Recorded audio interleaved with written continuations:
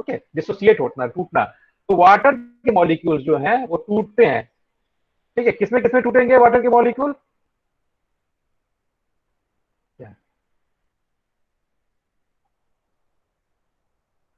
अभी भी आ रहे लोग, अब मैं नहीं करूंगा, 1 मिनट है, चलो कर देता हूँ, मैं दोबारा नहीं करूंगा, डिस्टर्ब होता है मुझे बहुत।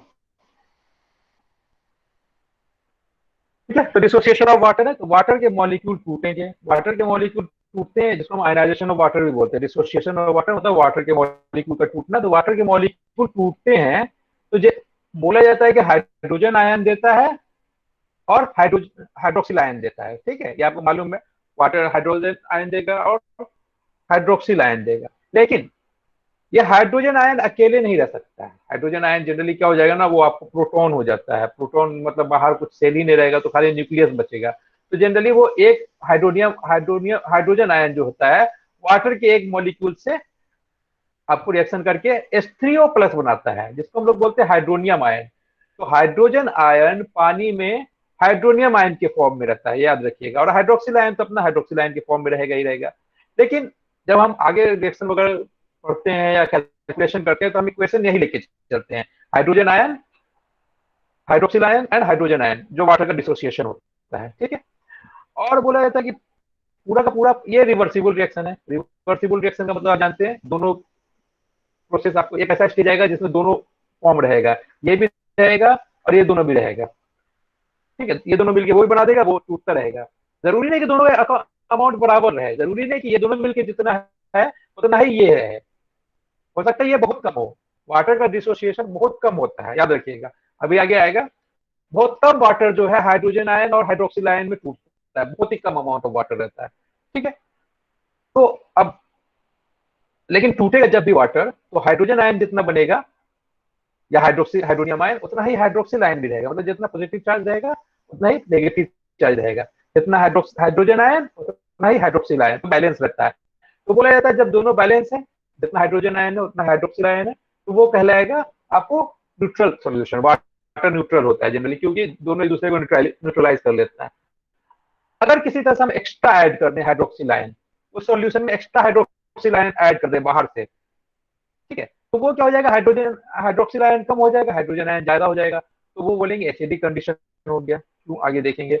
और अगर उल्टा किसी तरह से हम वाटर में हाइड्रोक्सिल आयन की जाप्ती कर दें, हाइड्रोक्सिल आयन ज्यादा हो जाए, बाहर से ऐड कर दें हाइड्रोक्सिल आयन, तो ये hydrogen ion, extra hydroxyl ion जो है वो बैलेंस कर देगा, तो हाइड्रोजन आयन कम हो जाएगा। हाइड्रोजन आयन कम हो जाएगा, हाइड्रोक्सिल आयन ज्यादा हो जाएगा। ठीक है, क्योंकि वाटर टूट रहा था तो दोनों बराबर बराबर में था, लेकिन एक्स्ट्रा ऐड करने पे उतना वो हाइड्रोजन आयन कम हो जाएगा। दोनों का ये बराबर होना चाहिए। ठीक है, आगे देखेंगे हम लोग, तो वो बेस हो जाएगा, एसिड बेस और न्यूट्रल सॉल्यूशन। तो पीएच का कंसेप्ट यहीं से आता है, आगे देखेंगे हम लोग। आयनाइजेशन ऑफ वाटर से मतलब क्या होता है, water molecules have a very slight tendency to ionise. Very slight tendency मतलब क्या होता है, बहुत ही कम टेंडेंसी होता है आयनाइज करने का। वाटर मॉलिक्यूल की टेंडेंसी याद रखिएगा बहुत ही कम होती है। बोला जाता है कि 10⁻⁷ मॉलिक्यूल, मतलब 1 पे 7 जीरो लगा दो, उतने मॉलिक्यूल ऑफ वाटर में सिर्फ एक मॉलिक्यूल आयनाइज होता है। अगर 10⁻⁷ कितना हो गया आपको, 1 करोड़ 10 करोड़ के आसपास हो गया नहीं। हाँ, 1 करोड़ या 10 करोड़ वाटर मॉलिक्यूल में एक वाटर मॉलिक्यूल आयनाइज होता है। तो सोच लो कितना कम होता होगा वाटर मॉलिक्यूल में आयनाइजेशन, पता है ना।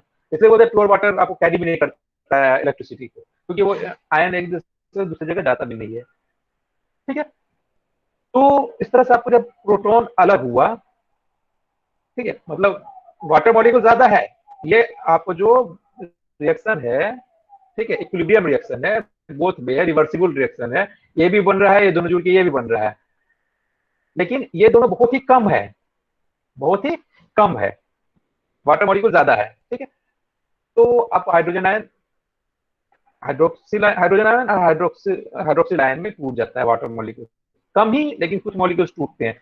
लेकिन हाइड्रोजन आयन फ्रीली नहीं रहता, तो हाइड्रोजन आयन जो होते हैं आपको दूसरे वाटर मॉलिक्यूल से जुड़ करके हाइड्रोक्सिल आयन बना के रहते हैं, और सॉरी हाइड्रोनियम आयन, और हाइड्रोक्सिल आयन तो अपना रहता ही रहता है। हाइड्रोजन आयन जो H+ है वो हाइड्रोक्सिल आयन के रूप में रहता है, लेकिन रिएक्शन में हम लोग उसको दिखाते हैं। इसको, इसी प्रोसेस को हम लोग बोलते हैं टेंडेंसी हाइड्रोजन आयन और हाइड्रोक्सिल आयन में टूटना को, ये कहलाता है। लेकिन हाइड्रोनियम आयन में रहता है हाइड्रोक्सिल आयन, हाइड्रोजन आयन, तो ये आयनाइजेशन ऑफ वाटर हो गया। ठीक है, हाइड्रोजन वाटर है तो मूवमेंट भी होता है। हाइड्रोक्सिल सॉरी एच आयन अगर हम मान लो कोई सॉल्यूशन है वाटर का, यहाँ पर हम लोग उसको इलेक्ट्रोलिसिस वाला काम करें, यहाँ पर एक प्लस चार्ज दे दें, ठीक है, और यहाँ पे एक माइनस चार्ज दे दें करंट का, करंट फ्लो करेंगे तो हम जानते हैं कि प्लस चार्ज जो होता है आपको नेगेटिव पोल की तरफ मूव करेगा, है ना, कैथोड की तरफ। ये एनोड की तरफ आपको हाइड्रोक्सिल आयन जो होता है आपको एनोड की तरफ जाएगा, हाइड्रोक्सिल आयन प्लस चार्ज की तरफ जाएगा, और हाइड्रोजन आयन जो है हमारा नेगेटिव पोल की तरफ जाएगा जाएगा। तो इस तरह से देखा गया ना कि अगर हम प्योर वाटर है तो जो हाइड्रोजन आयन है उसकी स्पीड जो है आपको इस स्पीड से वो कैरी करता है, ठीक है, इतना सेंटीमीटर स्क्वायर, ठीक है, पर वोल्ट पर डिग्री पर सेकंड। 1 वोल्ट का अगर टेम्परेचर सॉरी करंट देंगे तो आपको देखो, और अगर उसी वही है सोडियम आयन, सोडियम आयन का स्पीड इतना होता है, तो सोडियम आयन लगभग 6 गुना कम स्पीड से हाइड्रोजन आयन की कम हो रहा है। ठीक है, सोडियम आयन जो है मूव कर रहा है नेगेटिव पोल की तरफ, हाइड्रोनियम आयन भी मूव कर रहा है, लेकिन हाइड्रोनियम आयन जो सोडियम आयन के 6 गुना स्पीड के कारण जा रहा है। तो क्यों ऐसा होता है? तो ये एक प्रोसेस होता है वाटर में जिसको हम लोग बोलते हैं होपिंग, प्रोटोन होपिंग। क्या बोलते हैं? प्रोटोन होपिंग, याद रखिएगा। आवाज आ रही है आप लोगों को? Yes sir. समझ में आ रहा है? Yes sir. प्रोटोन हॉपिंग एक प्रोसेस है, प्रोटोन हॉपिंग। हॉपिंग का मतलब होता है जंप करना, जैसे हॉपर्स है ना, प्लांट हॉपर्स होते हैं ना, खुदकते हैं, जंप करते हैं, तो वो प्रोटोन हॉपिंग का एक प्रोसेस है वाटर में। ठीक है, सोडियम आयन मूव करके जाएगा। सोडियम आयन जैसे मान लो यहाँ पर सोडियम आयन है, ठीक है, यहाँ पर मान लो सोडियम आयन है, तो ये पूरा का पूरा सोडियम आयन मूव करेगा, यहाँ तक जाएगा, अपने वो जा करके ऐसे रास्ता तय करेगा पूरा का पूरा। लेकिन हाइड्रोजन आयन जो ना इस तरह से मूव नहीं करता। हाइड्रोजन आयन क्या है, यहाँ से यहाँ तक पूरा पानी का मॉलिक्यूल है, तो समझो इस तरह से अरेंज है पानी के मॉलिक्यूल। ठीक है, अब यहाँ पर आपको हाइड्रोजन आयन है आपको, ठीक है, आप यहाँ पर कैथोड यहाँ तक जाना है, तो वो हाइड्रोजन आयन जो है पूरा उठ कैसे नहीं जाएगा अपने, वो क्या करता है, वो बगल वाले मॉलिक्यूल को ट्रांसफर कर देगा हाइड्रोजन आयन, तो हाइड्रोनियम आयन बन जाएगा। फिर ये अगर आगे वाले मॉलिक्यूल को ट्रांसफर करेगा अपना हाइड्रोजन है, तो वो हाइड्रोनियम आयन बनेगा। तो ऐसे हाइड्रोनियम आयन बन बन करके तुरंत तुरंत देना, हाथी हाथ बटाना वाला सिस्टम हो गया, तुम लो तुम लो तुम लो, पहुंचा दिया वहां तक। ठीक है, और ये बेचारा खुद लेके जाएगा अपने आप को वहां तक। तो इसीलिए स्पीड जो है हाइड्रोजन आयन का प्रोटोन हॉपिंग के प्रोसेस के या प्रोटोन जंप के कारण स्पीड ज्यादा होता है आपको इसमें, ठीक है, पोल की तरफ, नेगेटिव पोल की तरफ। तो यह प्रोटोन हॉपिंग क्या होता है, आप लोग असाइनमेंट है मुझे लिख करके आपको जहां पर एग्जाम का सबमिट किए थे वहां पर सबमिट करना है, याद रखिए, लिख लेना है। मैं आपको 10 दिन का टाइम दे रहा हूं। प्रोटोन हॉपिंग क्या होता है इसके पे नोट्स लिखना है, ठीक है। तो प्रोटोन हॉपिंग है ये प्रोसेस है, प्रोटोन जंपिंग भी बोलते हैं इसको। तो इस तरह से इसके कारण पानी का ये मूवमेंट ज्यादा होता है, ठीक है। तो ये आपको large proton and hydroxide mobility इस तरह से होता है। हाइड्रोक्सिल आयन भी इसी तरह से मूव करेगा, बगल वाले मॉलिक्यूल को देते रहेगा, भैया आप आगे वाले को ट्रांसफर कर दो। तो ये आपको प्रोटोन हॉपिंग होता है।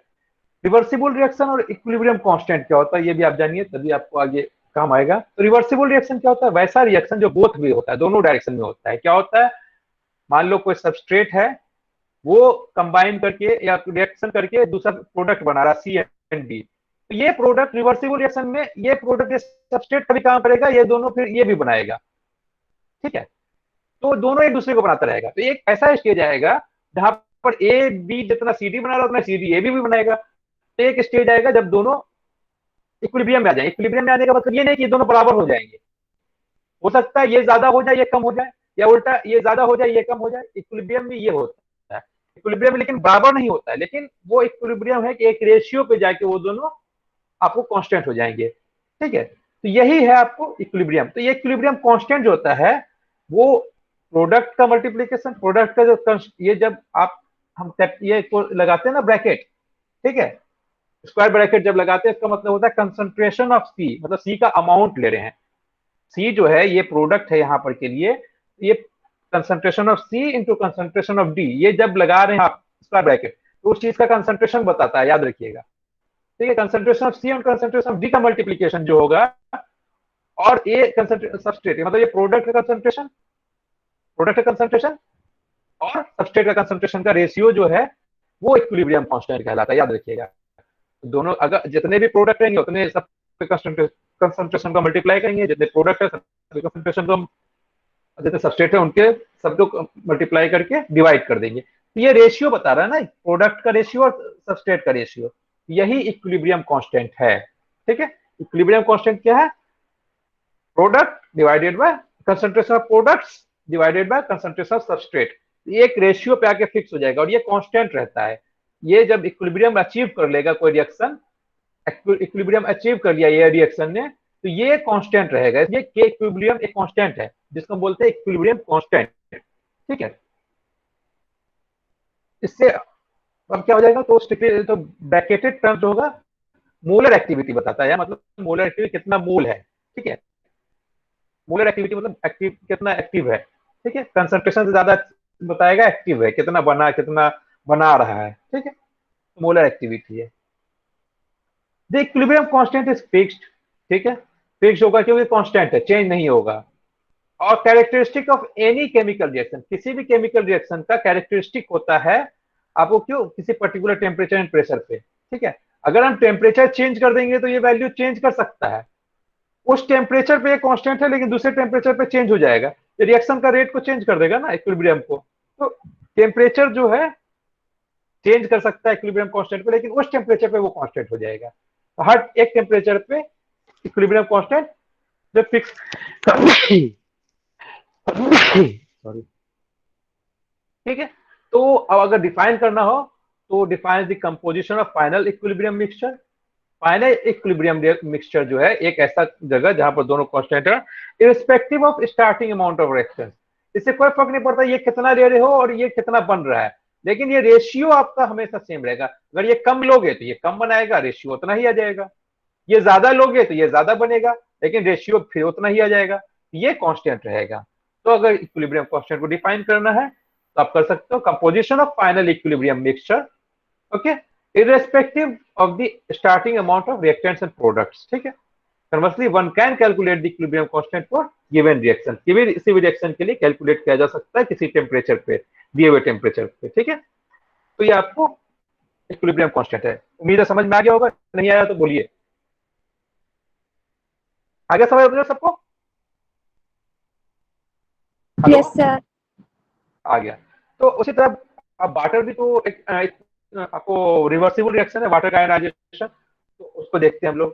तो वाटर का आयनाइजेशन होता है, हम हाइड्रोनियम आयन बनाता है, लेकिन हम आपको वो नहीं लेके चले, हम सिर्फ वाटर टूट रहा है, हाइड्रोजन आयन और हाइड्रोक्सिल आयन में बहुत कम अमाउंट ऑफ वाटर टूटेगा। तो कौन आ रहा है भाई, मेरे टाइम बहुत डिस्टर्ब करते हैं सब लोग। मैंने बोल दिया नहीं आने दूंगा तो फिर सर आ रहे हैं। ओके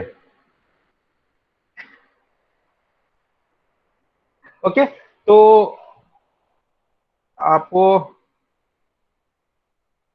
आयनाइजेशन ऑफ वाटर, अब कौन है सर को तो ऐड कर लिया।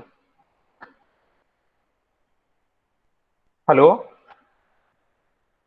देखो बेटा मैं आने नहीं दूंगा फिर किसी को बाद में।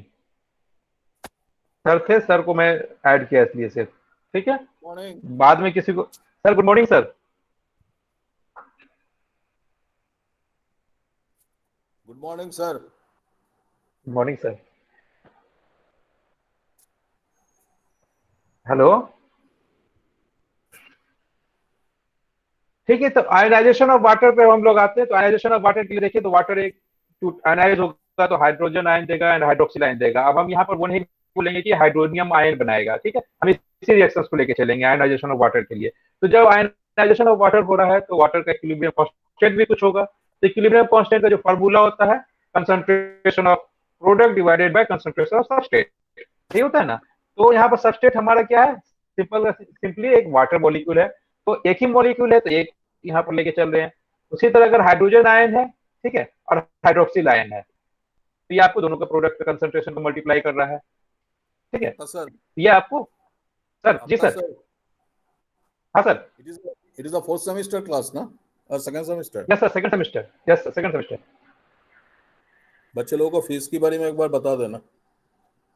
हाँ सर, ठीक है सर जी। इंटम आ रहा है हाँ सामने। ठीक ठीक और सर। बाकी फाइन जी, all are good, yes sir, everything is fine. All is well. हाँ, good. Yes sir, okay sir. ठीक है, तो ये आपको इक्विलिब्रियम कांस्टेंट का आपको समझ में आ गया। ठीक है, तो अगर हम अब देखें तो हमने आपको बताया था हर एक 10⁻7 मॉलिक्यूल्स है। 10⁻7 मॉलिक्यूल्स मतलब एक पे 7 जीरो लगा दो। ठीक है, 7 जीरो, 1 2 3 4 5 6 7, 1 करोड़ मॉलिक्यूल्स में 1 करोड़ मॉलिक्यूल अगर लेके चलो आप, 1 करोड़ मॉलिक्यूल में सिर्फ एक मॉलिक्यूल आयनाइज होता है। मतलब आप ये 1 करोड़ मॉलिक्यूल है, 10⁻7 मॉलिक्यूल्स है ये, तो ये एक मॉलिक्यूल उसमें से टूटेगा हाइड्रोजन आयन और हाइड्रोक्सिल आयन में। ठीक है, तो कितना कम आयनाइजेशन हो रहा है। ठीक है, ये चीज याद रखिएगा आप लोग।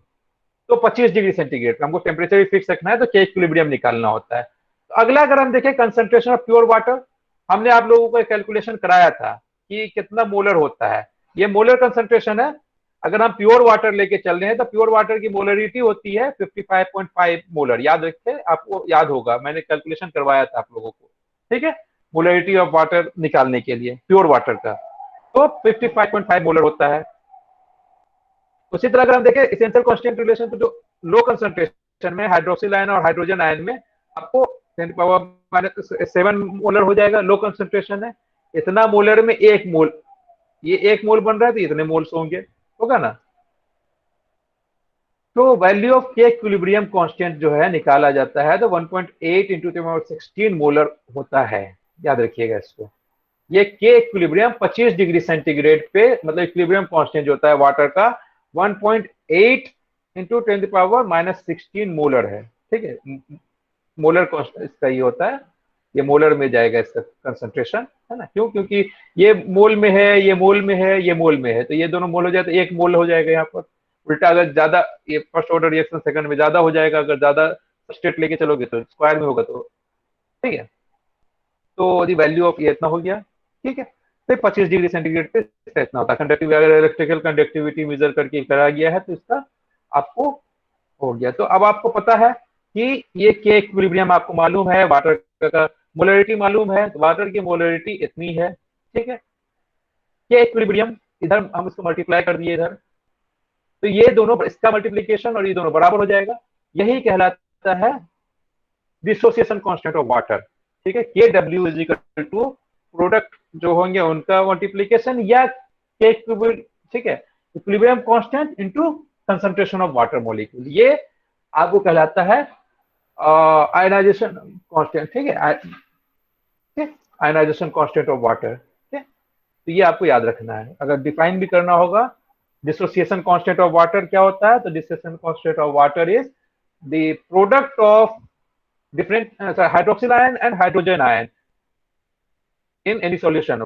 ये है वाटर का डिसोसिएशन, या फिर simply molar concentration of water into क्या बोलते हैं, इक्विलिब्रियम कांस्टेंट, यही कहलाता है आपको dissociation constant of water. Dissociation constant क्योंकि इसी स्पीड से टूट रहा है पानी, मॉलिक्यूल टूट के इतना प्रोडक्ट बना रहा है ना, टूट रहा है, डिसोसिएट होता है वाटर, तो इसलिए ये एक कांस्टेंट है।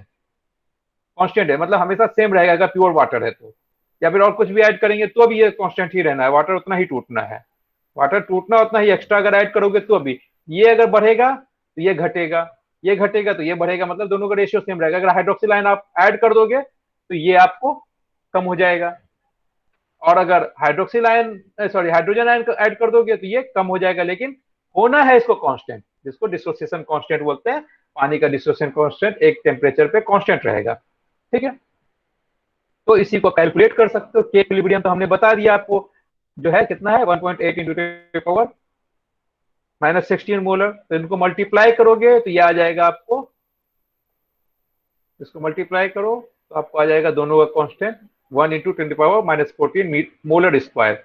यही है डिसोसिएशन कांस्टेंट ऑफ वाटर, ये 10⁻14 याद रखिएगा। तो हाइड्रोजन आयन, हाइड्रोक्सिल आयन। अब एक चीज और है, जब हाइड्रोजन आयन और हाइड्रोक्सिल आयन प्योर वाटर के लिए बराबर होता है तो ये दोनों बराबर है, ये तो इसका स्क्वायर कर देंगे तो हाइड्रोजन आयन 10⁻7 हो जाएगा, और -7 हाइड्रोक्सिल आयन 10⁻7 हो जाएगा। वही -7 एक हाइड्रोजन आयन -7 में होगा 10⁻7 मोलर, हाइड्रोक्सिल आयन भी 10⁻7 मोलर होगा अगर बराबर है तो बराबर कब होगा, प्योर वाटर जब रहेगा तब। तो प्योर वाटर का डिसोसिएशन कांस्टेंट, डिसोसिएशन जो होगा इस तरह होगा कांस्टेंट, लेकिन अगर उसमें हाइड्रोजन आयन का कंसंट्रेशन निकालना होगा तो 10⁻7 आ जाएगा, हाइड्रोक्सिल आयन का निकालना होगा तो भी 10⁻⁷ आएगा, क्योंकि दोनों बराबर होते हैं। फिर ऐड करेंगे तो एक दूसरे का कम होगा, बेस होगा, जो एसिडिक कंडीशन या बेसिक कंडीशन में जाएगा। ये बताया, जब प्योर वाटर है तो दोनों बराबर है, तो हाइड्रोजन आयन का एक्सपायर कर दो, हाइड्रोक्सिल आयन का एक्सपायर कर दो, तो रूट कर देंगे तो 10⁻⁷ मोलर हो जाएगा। ये आपको मालूम है, हाइड्रोजन आयन का कंसंट्रेशन या हाइड्रोक्सिल आयन का कंसंट्रेशन प्योर वाटर में 10⁻⁷ होता है। पीएच निकालने में यहीं से फर्क पड़ेगा, ये याद रखिएगा आप। प्योर वाटर के लिए है, इसमें अभी हम कुछ नहीं मिलाए, ना एसिडिक मिलाए हैं ना बेसिक चीज मिलाए हैं, ठीक है। तो अब अगर क्वेश्चन है हाइड्रोजन आयन का कंसंट्रेशन निकालना है अगर किसी मोलर NaOH में, ये क्वेश्चन है आप लोगों को, ठीक है। ये क्वेश्चन बनेगा आप लोगों से। Hello hello, Yes, sir. बन जाएगा आप लोगों से क्वेश्चन? कर लेंगे सर। कैसे करोगे बताओ, बताओ, डिस्कस करो यहाँ पर।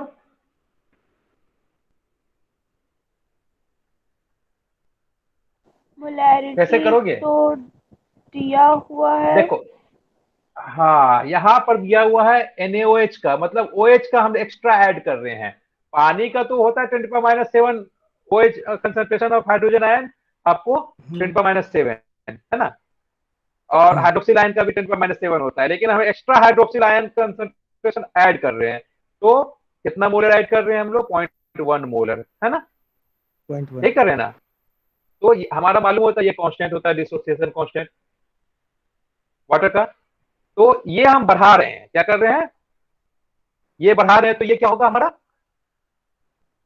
ये बढ़ा रहे हैं तो ये क्या होगा, कम होगा ना, क्योंकि कम दोनों हो को मिला के जाएगा। हम, हाँ क्योंकि हमें दोनों को मिला के 10⁻⁴ होता है ना। Yes sir. हाँ, तो हम अब जान रहे एक्स्ट्रा ऐड कर दिए, तो एक्स्ट्रा ऐड कर दिए 0.1 मोलर। तो हाइड्रोजन आयन कैसे होगा इसका, तो एक्स्ट्रा ऐड किए तो OH आयन जो है, H हमें मालूम था दोनों का प्रोडक्ट जो होता है H प्लस OH माइनस जो होता है KW होता है, बताया था ना यहाँ पर पिछला वाला इसमें। H प्लस और OH माइनस जो होता है मल्टीप्लीकेशन होता है, ये आपको KW होता है कि नहीं। ये तो हम तब किए थे जब दोनों का अमाउंट बराबर था, अब तो बराबर नहीं है हमारे ऐड करने पे, ये NaOH ऐड करने पे दोनों का अमाउंट बराबर है नहीं, तो हमें इसी तरह से लेके चलना पड़ेगा। जब इस तरह से लेके चलेंगे तो इसका वैल्यू मालूम था हमें, और हमने जो OH हमारा बढ़ गया ना, अब इतना बढ़ गया ना, OH बढ़ गया तो बाकी को बैलेंस कर देगा, लेकिन रहेगा इतना ही OH एक्स्ट्रा, तो ये हो जाएगा 10⁻⁷ मोलर, हो जाएगा ना, 10⁻⁷ मोलर हो जाएगा आपको क्या, हाइड्रोजन आयन, होगा कि नहीं। तो दिक्कत है तो समझने में, बोलो। No, sir. ठीक है, तो आगे बढ़ते हैं। तो ये आपको हाइड्रोजन, इसी तरह हाइड्रोक्सिल आयन का भी आप निकाल सकते हो। अगर हम एसिड, यहाँ पर तो बेस जोड़ दिए थे, एसिड जोड़ देते हैं। आप एसिड जोड़ दिए, मान लो हमने एक हाइड्रोजन आयन एक्स्ट्रा ऐड कर दिया इतना, तो वहां पर उल्टा कर देंगे, हमें OH का कंसंट्रेशन निकालना है, कितना OH है तो निकाल लो इसको, 1/3 से डिवाइड कर देंगे इसको, 1/इतना मोलर है तो मोलर को डिवाइड कर देंगे, इतना मोलर था, 1.3 इंटू इतना 10⁻11, हाइड्रोक्सिल आयन इतना हो जाएगा, हाइड्रोजन आयन कितना हो जाएगा 1.3 इंटू 10⁻⁴। तो मतलब pH 4 के आसपास pH अभी आएगा तो देखेंगे। तो ये हाइड्रोजन आयन भी निकाल सकते हैं, हाइड्रोक्सिल आयन भी निकाल सकते हैं, जब आयनाइजेशन कांस्टेंट, अगर आयनाइजेशन कांस्टेंट आपको मालूम है ना, डिसोसिएशन कांस्टेंट, ये याद है कितना होता है, ये 10⁻⁴ मोलर स्क्वायर। अब ये आपको वैरी करता है, इसमें अगर एक ऐड कर दोगे तो दूसरा कम होगा, उसके हिसाब से होना इतना ही है कांस्टेंट, ठीक है, तो ये आपको दिक्कत नहीं होना चाहिए, ठीक है।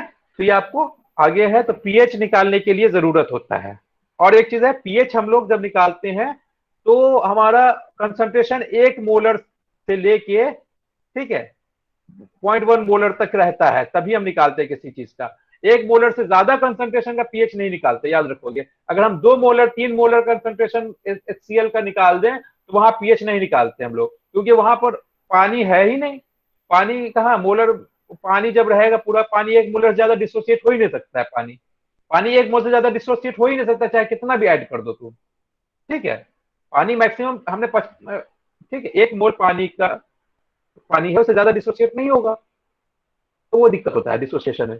तो इसलिए हम लोग पीएच जो है 1 मोलर कंसंट्रेशन से कम रहेगा हाइड्रोजन या हाइड्रोक्सिल आयन, तब हम लोग लेके चलते हैं ना, पूरा का पूरा ऐड कर दो तो पीएच स्केल आप जानते हो, पीएच स्केल एक साइंटिस्ट थे सोरेनसन, सोरेनसन जो थे 100 साल पहले करीब, उन्होंने ये हाइड्रोजन आयन के लिए ये किया था कि जो है कंसंट्रेशन से कैसे ही होता है, ठीक है। तो डिटेक्ट डाइजेस्टिव रेस्पिरेटरी एक स्केल बनाया जो हाइड्रोजन आयन कंसंट्रेशन को बताएगा किसी भी चीज में। तो अब hydrogen ion concentration 10⁻14 0.1 molar 0.2 molar बोलना बहुत दिक्कत होता है, हम कंपेयर करना बहुत मुश्किल होता है। तो उन्होंने एक ऐसा कर दिया ना कि लॉग के टर्म में बता दिया। लॉग के टर्म एक्चुअली हम लोग जब कंसंट्रेशन ले रहे हैं तो देखो माइनस माइनस आ रहा है ना यहाँ पर 7, अगर हम लॉग लेंगे तो यहाँ पर माइनस में ही आएगा। तो हम लोग उसने क्या किया, माइनस लॉग लिया, माइनस लॉग लिया तो मतलब ये सीधे सीधे हाइड्रोजन आयन कंसंट्रेशन तो कम था ना 1 से, तो वो प्लस में आ जाएगा। तो उन्होंने कहा कि negative logarithm of hydrogen ion concentration किसी चीज का है वो पीएच कहलाता है, ठीक है। तो पीएच जो है आपको हाइड्रोजन आयन कंसंट्रेशन के नेगेटिव लॉगरिथम को है। अब आप कैलकुलेट कर सकते हो, हाइड्रोजन आयन कंसंट्रेशन निकालोगे, पीएच किसी के लिए निकाल सकते हो, ठीक है। कुछ चीजें याद रखना है उसमें, क्या है बताएंगे आगे। तो स्केल को दिया था किसने, सोरेनसन नाम के साइंटिस्ट ने, ठीक है। तो इंपॉर्टेंस है पीएच का क्या क्या है, तो ये आपको डेली लाइफ में कहाँ कहाँ यूज होता है ये मैं डिस्कस नहीं करने वाला हूँ आपको। क्या है बहुत ही, लेकिन सर्वाइवल के लिए बहुत ही कम रेंज होता है पीएच का, ये बहुत ज्यादा चेंज होगा तो बहुत ज्यादा प्रॉब्लम होने लग सकता है। तो ये आपके पीएच के इंपॉर्टेंस है, याद कर लेना है आपको। पीएच आप जानते हो, सब डिस्कस कर चुके हैं, आपको लिखने के लिए याद करने के लिए ये है, ठीक है। पीएच का बहुत इंपॉर्टेंट रोल है, तो वही इसका इंपॉर्टेंस है। और भी है इसके अलावा हर जगह लाइफ लिविंग थिंग्स में पीएच का बहुत इंपॉर्टेंट रोल है, ठीक है। दूसरा एक क्वेश्चन होता है कि पानी अपना वाटर का सोर्स है, अब आप नदी नाला तालाब चापाकल कभी भी पानी निकालते हो ना तो उसका पीएच एग्जैक्ट 7 नहीं आता है, ठीक है। जबकि हाइड्रोजन आयन कंसंट्रेशन अगर पीएच का हाइड्रोजन आयन वाटर का हाइड्रोजन आयन कंसंट्रेशन कितना होता है, 7 होता है, बताया था ना। हाइड्रोजन आयन कंसंट्रेशन पीएच यहाँ देखिए, हाइड्रोजन आयन कंसंट्रेशन कितना आ रहा है, 10⁻7 आ रहा है। अब यही को हम लोग नेगेटिव लॉगरिथम कर दे, नेगेटिव लॉगरिथम ऑफ पीएच इतना, ये हो जाएगा 7। प्योर वाटर का हाइड्रोजन आयन कंसंट्रेशन 7 होगा, ठीक है। तो हाइड्रोजन आयन कंसंट्रेशन 7 है, तो लेकिन हर जगह 7 आना चाहिए ना, तो नहीं आता है। तो क्यों, क्योंकि वाटर में बहुत सारी चीजें डिसॉल्व होती है, तो वो इसके पीएच को वेरी कर देता है। बहुत दिन तक अगर आप डबल डिस्टिल्ड वाटर को भी रखो, डबल डिस्टिल्ड वाटर का तो पीएच 7 होना चाहिए, क्या है कुछ उसमें नहीं रहता है, लेकिन वो एटमोस्फेयर से कार्बन डाइऑक्साइड भी एब्जॉर्ब कर ले सकता है, और कार्बन डाइऑक्साइड एब्जॉर्ब करके कार्बनिक एसिड बना सकता है, तो पीएच कम हो जाएगा। कभी कभी कुछ सॉल्ट्स वगैरह डिसॉल्व हो जाते हैं जमीन में, सोडियम के पोटेशियम के, तो वो उसको आपको सॉल्ट बना सकता है, तो फिर वहां पर भी दिक्कत हो जाएगा आपको, होगा ना। तो पीएच आपको वैरी करता है, क्यों करता है आप समझ सकते हो, ठीक है। लिमिटेशन है कुछ, पीएच स्केल है, बेनिफिट तो है ही पीएच स्केल का, जैसे हमने इसको बताया। तो हाइड्रोजन आयन कंसंट्रेशन है, हाइड्रोजन का आयन कंसंट्रेशन तो कुछ भी हो सकता है, लेकिन अब वाटर के लिए डिसोसिएशन कांस्टेंट जितना होगा उसी हिसाब से होगा। तो pH value of solution does not instantaneously give an idea of relative state of solution। हम बोले 2 pH है, 3 pH है, 4 pH है, तो हमें उस स्ट्रेंथ नहीं पता चल रहा है कितना स्ट्रेंथ है, बस हमें एक कंपेरेटिव पता चल रहा है, ठीक है। pH जो होता है 0 होना चाहिए एक नॉर्मल स्ट्रॉन्ग एसिड के लिए, एक नॉर्मल सॉल्यूशन या 1 मोलर के लिए, ठीक है। 0 pH हम लोग कहीं यूज ही नहीं करते हैं। अगर एक नॉर्मल सॉल्यूशन है तो 0 होता है, लेकिन 0 pH तो हम लोग लेते ही नहीं है, 0 से ऊपर ही लेते हैं हमेशा। pH अगर फिर एक नॉर्मल से जैसे ही ऊपर आप अगर किसी का कंसंट्रेशन में पहुंचेंगे एसिड का, तो मतलब टू नॉर्मल 3 नॉर्मल 10 नॉर्मल, ये सब स्ट्रॉन्ग एसिड है, इनका pH हम लोग नेगेटिव में आएगा, लेकिन हम लोग नहीं कर सकते, क्यों नेगेटिव में जाएगा, टू नॉर्मल pH नेगेटिव में pH जाएगा मतलब 0 से भी नीचे, 0 से भी नीचे जाएगा ना, क्योंकि ये पॉजिटिव ऐसे ही आ रहा है। मान लीजिए हाइड्रोजन आयन कंसंट्रेशन 10⁻³ है, 10⁻³ है मोलर है, सॉरी 3 मोलर है, 10⁻³ मोलर है, तो उसको कैसे आप निकालोगे, तो -3 में आ जाएगा ना, -3 pH तो होता नहीं है। तो एक नॉर्मल से जब भी ऊपर कंसंट्रेशन जाएगा तो वहां का pH निकालना मुश्किल नहीं है, वहां का pH नहीं निकलता है। तो pH हमेशा एक नॉर्मल से नीचे वाले pH का, या एक मोलर से नीचे वाले एसिड या बेस का हम लोग pH या pH निकालते हैं, ठीक है। तो pH का रेंज हम लोग 1 से 14 के बीच में रखते हैं, है ना, उसके नीचे हम लोग नहीं जाते हैं। 1 से नीचे नहीं जाते, 14 से ऊपर नहीं जाते, तो कंसंट्रेशन पे तो वेरी करता ही है।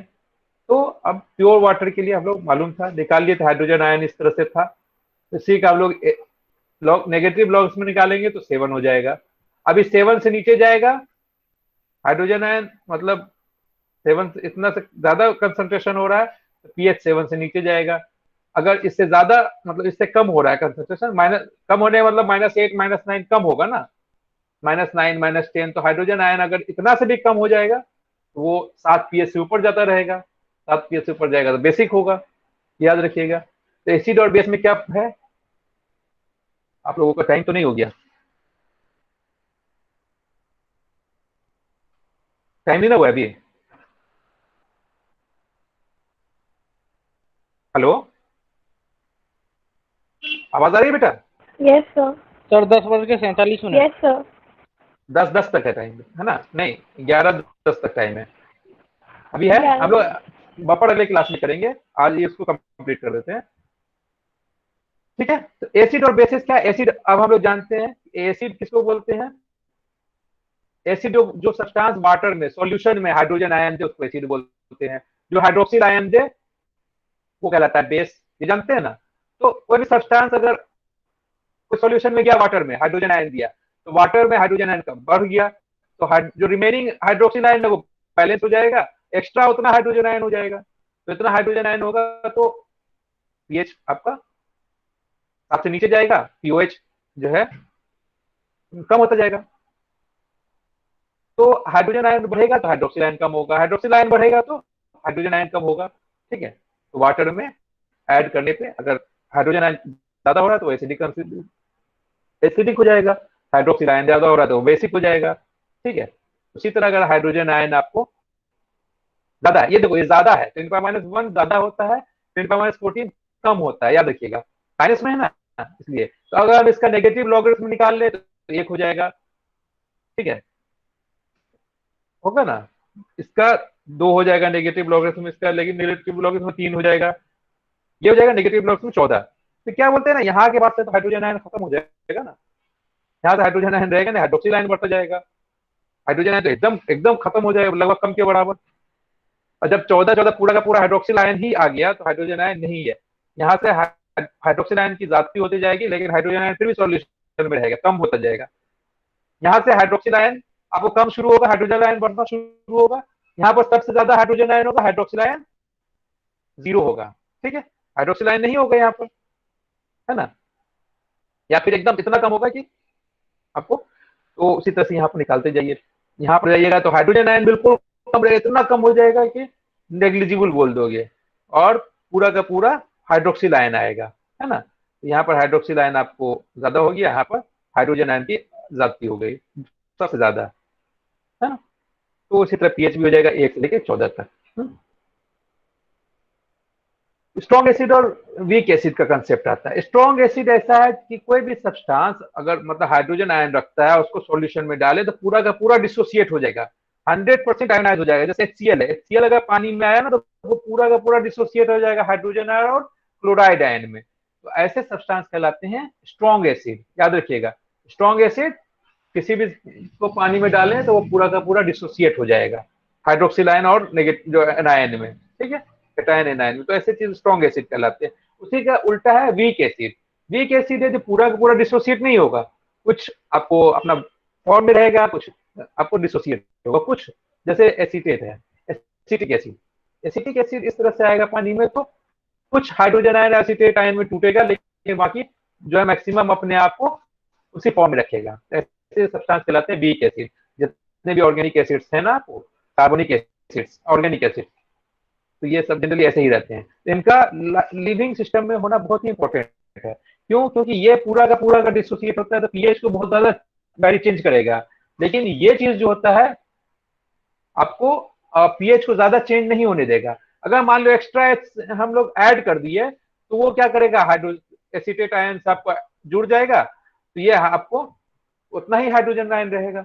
बहुत ज्यादा ऐड करेंगे तो चेंज हो सकता है, लेकिन उतना जितना डिसोसिएट है उसी के रेंज में अगर हम डाल दें तो पीएच को चेंज नहीं होने देगा ज्यादा, है ना। क्योंकि आपको हाइड्रोक्सिल आयन हम जान रहे तो एसिटेट आयन आपको जोड़ लेगा उसको, तो ज्यादा पीएच को चेंज नहीं होने देगा। तो वैसा सॉल्यूशन जो पीएच के चेंज को रेसिस्ट करे, जो पीएच के चेंज को ज्यादा होने नहीं दे, वैसा सिस्टम कहलाता है पीएच सॉरी बफर। ठीक है, बफरिंग का मतलब होता है किसी चीज को चेंज को रोकना। ठीक है, तो वीक एसिड और वीक बेस का अगर हम लोग डिसोसिएशन निकालेंगे वीक एसिड का, तो कहलाता है dissociation constant of that acid. ठीक है, अगर एसिड को तोड़ रहे हैं हम लोग, वो एसिड है, हाइड्रोजन आयन रहेगा और एनायन रहेगा, तो एच कहते हैं, तो वो टूटेगा हाइड्रोजन आयन और हाइड्रोक्सिल आयन में, लेकिन ये कम रहेगा। ठीक है, तो ये ऐसा कांस्टेंट ही रहेगा ना दोनों का मल्टीप्लीकेशन, तो ये ठीक है, तो ये कहलाता है डिसोसिएशन कांस्टेंट ऑफ एसिड। ये डिसोसिएशन कांस्टेंट होता है आपको पीके के नेगेटिव लॉगरिथम अगर आप निकाल ले उस तरह से हो सकता है। ठीक है, तो हर अपना अपना एसिड्स होते हैं। कंजुगेट एसिड बेस पेयर होता है। Conjugate base acid base pair क्या हो गया, अगर हाइड्रोजन आयन जोड़ दिए तो वो एसिड हो गया, उसका हाइड्रोजन आयन हटा दिए तो वो बेस हो जाएगा। जैसे देखो, ये हाइड्रोजन बेस किसको बोलेंगे, जो हाइड्रोजन आयन ले सकता है, तो ये एक तरह का बेस है। ये हाइड्रोक्सिल आयन है, तो ये हाइड्रोक्सिल आयन अगर जब जुड़ जाएगा तो एसिड बन गया, ये तो एसिड बन गया, तो ये एसिड है। ये जब हाइड्रोजन आयन हट गया तो ये बेस हो गया। ये दोनों जो है, ये इसका सॉल्ट और ये दोनों जो है कंजुगेट एसिड बेस पेयर कहलाएगा। ठीक है, हाइड्रोजन आयन हटा दो, वो बेस बन गया, तो ये कहलाता है कंजुगेट एसिड बेस पेयर। ठीक है, इनका अपना पीके होता है, मतलब डिसोसिएशन कांस्टेंट का अगर नेगेटिव लॉगरिथम ले लो तो पीएच के रेस्पेक्ट में पीके बोलते हैं, वैसा पीएच जिस पे डिसोसिएट हो रहा है वो। ठीक है, तो ऐसा जो आपको एसिड बेस पेयर था, आपका हर का अपना अपना होता है। तो इसमें एक हाइड्रोजन आयन था, टूटा, तो ये 4.7 पीएच पे टूटा, ऐसा बना, तो ये पीके कहला रहा है 4.7। उसी तरह अगर हम देखें H2CO3 में 2 H है ना, 2 H है, तो एक H टूटेगा तो बाइकार्बोनेट बनाएगा, बाइकार्बोनेट का डिसोसिएशन कांस्टेंट होता है 3.7। अब लेकिन ये दूसरा H टूटना बहुत बहुत ज्यादा, आपको अल्कलाइन कंडीशन डालोगे तब टूटेगा। तो जब कार्बोनेट और हाइड्रोजन आयन दूसरा वाला टूटेगा तो कहलाएगा वो दो अलग अलग आपको डिसोसिएशन कांस्टेंट होंगे। जितने हाइड्रोजन आयन किसी एसिड में, उतना नंबर ऑफ आपको डिसोसिएशन कांस्टेंट हो सकते हैं। ठीक है, उसी तरह ग्लाइसिन है, एमिनो एसिड है, इसमें देखो यहाँ पर भी H प्लस आयन हो रहा है, ये भी H प्लस आयन दे सकता है, तो 2 है, पहले ये H प्लस आयन देगा, ये दे रहा है 2.3 pH पे, कम एसिडिक कंडीशन, ज्यादा एसिडिक कंडीशन में दे देगा। दूसरा है उल्टा, फिर ये हाइड्रोजन आयन देगा तो ज्यादा बेसिक कंडीशन में जाएगा, 9.5 pKa होगा वैसा पीएच। उसी तरह अगर हम H3PO4 देखें, फास्फोरिक एसिड में 3 है, तो 3 अलग अलग पीएच पे डिसोसिएट हो सकता है अलग अलग एसिड। ठीक है, ये आपको एसिड बेस पे और वीक एसिड का आपको डिसोसिएशन होता है। ठीक है, बफर, तो बफर बता दिए, वैसा सॉल्यूशन जो किसी चीज के पीएच को रेसिस्ट करे, चेंज नहीं होने दे, ज्यादा चेंज नहीं होने देने का मतलब क्या है, मान लो कि ये पानी और कार्बन डाइऑक्साइड बन रहा है आपको कार्बनिक एसिड H2CO3। ठीक है, ये उसका कंजुगेट बेस है, कंजुगेट बेस है, ये कंजुगेट बेस है, ये कंजुगेट एसिड है उसका। अब मान लो अभी ऐसे टूटा हुआ है, मान लो हमने एक H एक्स्ट्रा ऐड कर दिया, इससे बहुत सारे टूटे होंगे, तो एक्स्ट्रा ऐड कर दिया, तो ये एक्स्ट्रा ऐड क्या करेगा ना, ये वाला जाके इससे ज्वाइन करके फिर कार्बोनिक एसिड बना देगा आपको। ठीक है, अगर हमने इससे एक्स्ट्रा H निकाल लिया ये, तो ये क्या होगा, फिर टूट जाएगा। जैसे ही H ये फिर टूट गया, क्योंकि उसको तो डिसोसिएशन कांस्टेंट को कांस्टेंट रखना है ना, Ka को तो कांस्टेंट रखना है, तो ये फिर टूट जाएगा, हाइड्रोजन आयन उतना ही देगा। तो अगर हम बहुत ज्यादा चेंज नहीं करें पीएच में, तो ये स्लाइट पीएच के चेंज को रेसिस्ट कर सकता है। हाँ, अगर हम बहुत ज्यादा H प्लस आयन दे दें तब चेंज कर सकता है। ठीक है, तो ये जैसे ब्लड में हमारा ब्लड एक बफर सिस्टम है, क्योंकि ज्यादा पीएच चेंज होगा तो हमारे पूरे सिस्टम खराब हो जाएगा। तो वहां पर यही सिस्टम है, जो कार्बनिक एसिड और भी तरह के बफर्स होते हैं, ये बफर सिस्टम है। तो बफर सिस्टम के लिए हमारा क्यों यूज होता है बायोलॉजिकल सिस्टम में, क्योंकि अगर जरा से भी पीएच ज्यादा चेंज होता है तो पूरा बायोलॉजिकल सिस्टम जो है आपको त्राहिमाम करने लग जाएगा। ठीक है, तो इसलिए बफर का बहुत इंपॉर्टेंट रोल है। तो बफर किस तरह काम करता है हमने बता दिया। तो एसीटेट बफर है, तो वो भी आप समझ गए किस तरह से काम करेगा। लिमिट तो है कि भैया अगर बहुत ज्यादा एसिडिक कंडीशन नहीं देना है, बहुत ज्यादा बेसिक नहीं, स्लाइट एसिडिक कंडीशन या बेसिक कंडीशन चेंज को रेसिस्ट कर सकता है। बहुत ज्यादा मान लो H2SO4 डाल दो 1 नॉर्मल, भैया बहुत ज्यादा पीएच हो जाएगा ना, तो वहां पर दिक्कत हो सकता है। तो ये इसके लिमिट होते हैं, हर किसी का अपना लिमिट होता है। टाइट्रेशन कर्व क्या होता है? टाइट्रेशन कर्व एक ऐसा रिएक्शन, हम अलग टाइट्रेशन किसको बोलते हैं? टाइट्रेशन बोलते हैं एसिड और बेस के रिएक्शन करा करके हम एक का हमें कंसंट्रेशन मालूम होता है तो दूसरे का कंसंट्रेशन निकालते हैं।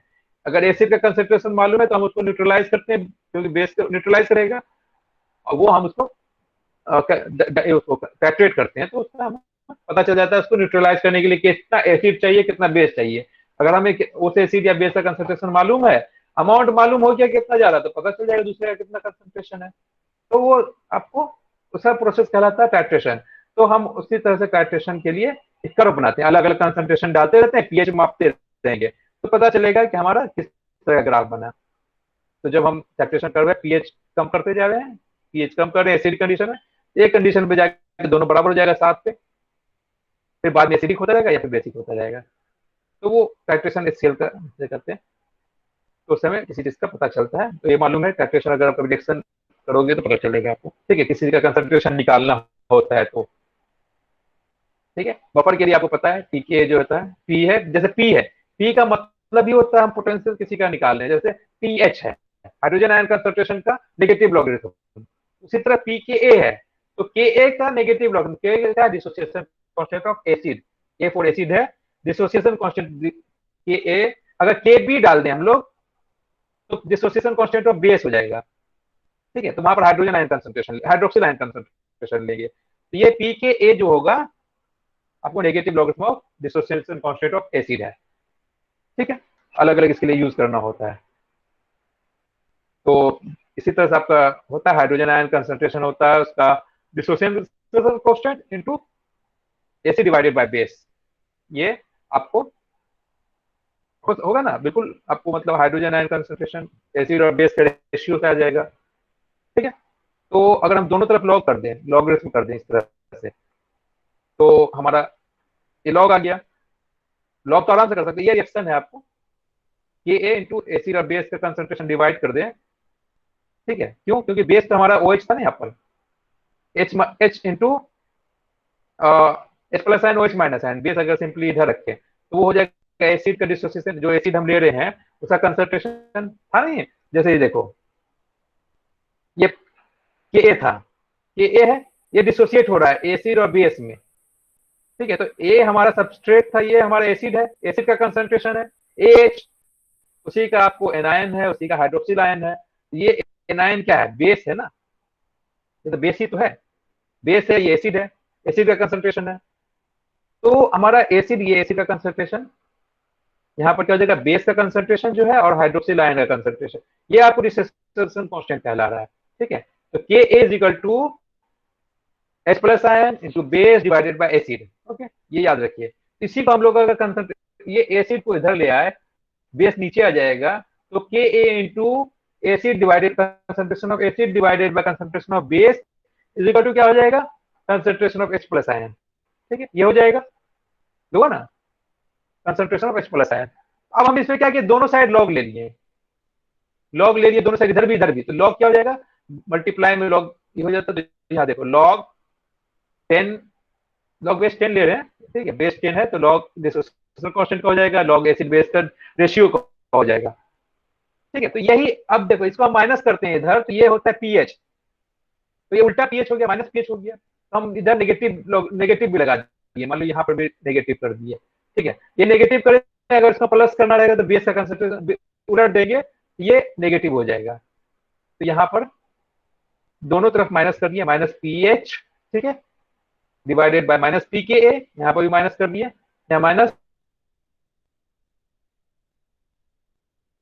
ये आपको माइनस होगा, ठीक है, ये माइनस है अभी, एसिड यहाँ पर माइनस होगा, गलत प्लस दिया हुआ है, ठीक है।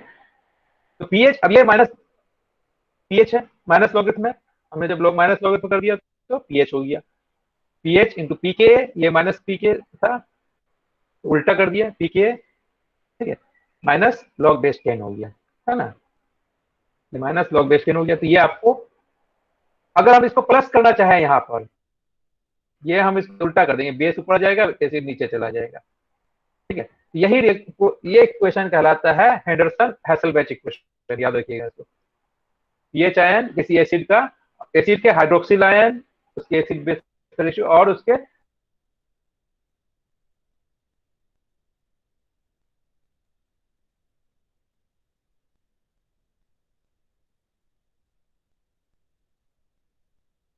अगर एसिड डाले हैं बेस डाले हैं रेशियो बराबर है तो पीएच और पीके बराबर रहेगा।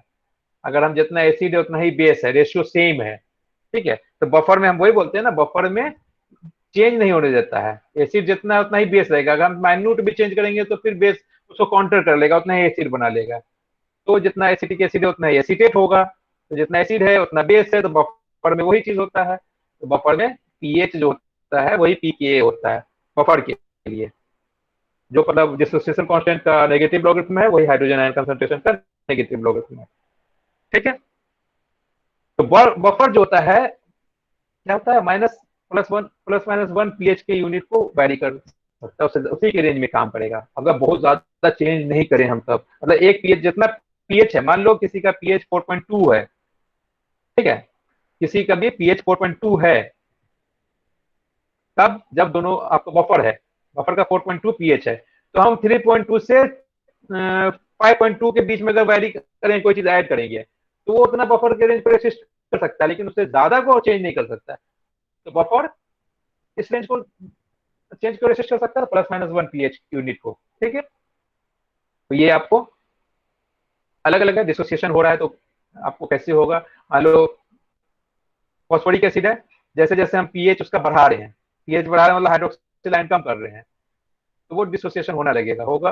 तो फिर ठीक है, एसपीओ 4-2 बनेगा, फिर आपको आगे जाएगा। तो जैसे जैसे ये टूटेगा तो H2PO4 बढ़ता रहेगा। ये टूट रहा है H3PO4 तो H2PO4 बढ़ रहा है। जब आपको यहाँ पर दोनों बराबर है, 50% पे आ गया, यहाँ पर ये दोनों बराबर है, फिर यहाँ से शुरू हो रहा है। जब यहाँ से उल्टा H3PO4 टूटना शुरू होगा, है ना, तो आपको क्या बनेगा, PO4 बढ़ना शुरू होगा। तो उसी तरह से प्रोसेस चलता रहेगा, है ना। तो ये उल्टा है, ये उल्टा जा रहा है, ये यहाँ से H3PO4 टूटा, H2O4 बढ़ा। तो ये जब आपको टूटा, अब ये बढ़ गया ना, और ये कम होना शुरू कर दिया, तो H3PO4 कम हो रहा है तो आपको HPO4 बढ़ेगा, एक टेम्परेचर पे जाके फिर यहाँ से आपको HPO4 कम होगा तो HPS ये बढ़ेगा, ठीक है। तो एक रेशियो पे जाके दोनों फिर ये बढ़ेगा। तो ये इस तरह से आपको अलग अलग पीएच है। तो HPO4 जो है कंप्लीटली टूटेगा आपको PO4 में, इसमें पीएच इतने पे बराबर होगा, ये दोनों 50, ये जितना होगा उतना ही ये होगा। देखो यहाँ पर, ये यहाँ पर 50-50% होगा दोनों का। 7.2 पीएच पे आपको ये दोनों का कंसंट्रेशन बराबर होगा, एक यहाँ पर, और उसी तरह इस दोनों का कंसंट्रेशन यहाँ पर ही बराबर है, HPO4 है, ठीक है। तो ये चार ऐसे ऐसे रिएक्शन है। उसी तरह जितने भी बफर इस तरह से काम करेगा, अपने इतने पीएच जाके अपने आप को बफर के लिए बफरिंग का काम कर सकता है। क्यों? क्योंकि अलग अलग एसिड का कंसंट्रेशन हो सकता है इसमें।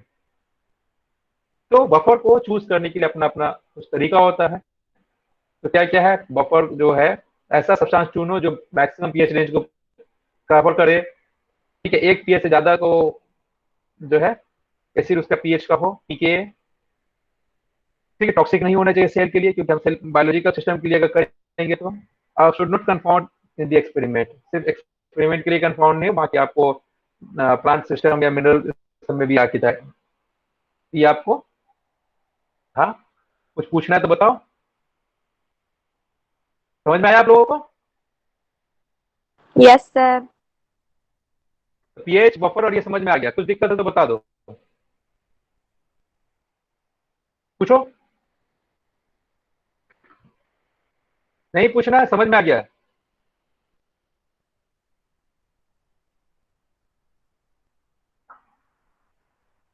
पूछना है बेटा आप लोगों को? कुछ बताओ कि आगे अटेंडेंस लिया जाए। अटेंडेंस। अटेंडेंस लिया जाए, ओके।